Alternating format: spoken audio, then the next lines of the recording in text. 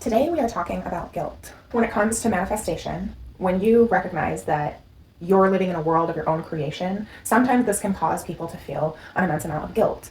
There's also guilt just for choices that we've made or things that we've done or things that we've said to people. And guilt is one of the most low vibrations and the most negative emotions that we can have. And I want to talk about this verse in the Bible, love one another as I have loved you. This is asking you to love each other as God loves you. And to understand this, we have to understand, how does God love us? Well, first of all, God forgives us. So there's no reason for us to feel guilt.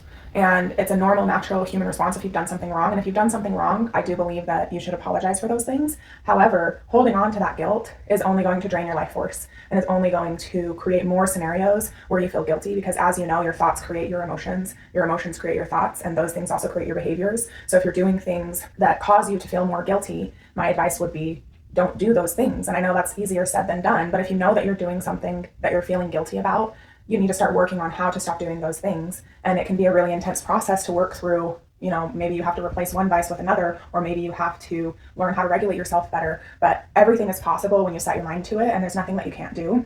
And part of loving one another is love the person that has hurt you and forgive the person that has hurt you, as well as allowing yourself to be forgiven for things that you've done, because no one deserves to have to feel guilty for things for their entire life. We all make mistakes. We're all human beings. And when it comes to going back to reality creation, with reality creation, we do create the reality around us. However, this doesn't mean that you're responsible for the things that other people do. One of my favorite teachers, Neville Goddard's teachings, he teaches that you can't wish something upon another that they wouldn't wish for themselves. So for example, if someone does do something to harm you, and you remember thinking that they were going to do that thing that would harm you, if they weren't capable of doing that thing, and if that wasn't something that was true to their character and their nature, then it wouldn't have happened. So you're not necessarily responsible for what other people do, although that doesn't mean that you shouldn't change your thoughts about them. If you're having negative thoughts about people and you're able to impress upon them those thoughts, then they will show you those parts of themselves. And so it's really important to understand this dual mirror, where you're mirroring them and they're mirroring you, and your thoughts are both being said to each other.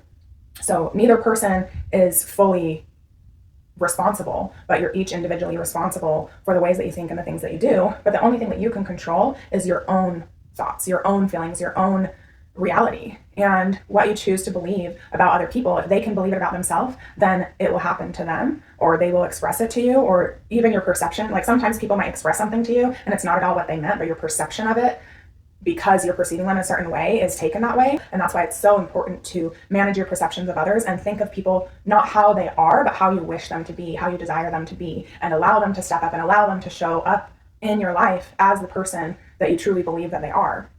And that's how you love another person. And that's how you release the guilt of what you've created, by understanding that we're all co-creating together. None of us, not one of us, is the one responsible person. We're all one. We're all connected. Our thoughts are constantly being transmitted to one another. And it's a very beautiful thing, but it's also a very tragic thing, because when we're thinking negatively about other people, they have no choice but to think negatively about themselves. So think of the people that have hurt you and do everything that you can to forgive them, to forgive yourself if you made mistakes, and to allow yourself to free yourself of guilt. And I'll talk about energies more in a video later in regards to how negative energies don't actually belong to you. So stay tuned for that. I hope that this gave you some valuable insight, and I will see you next time.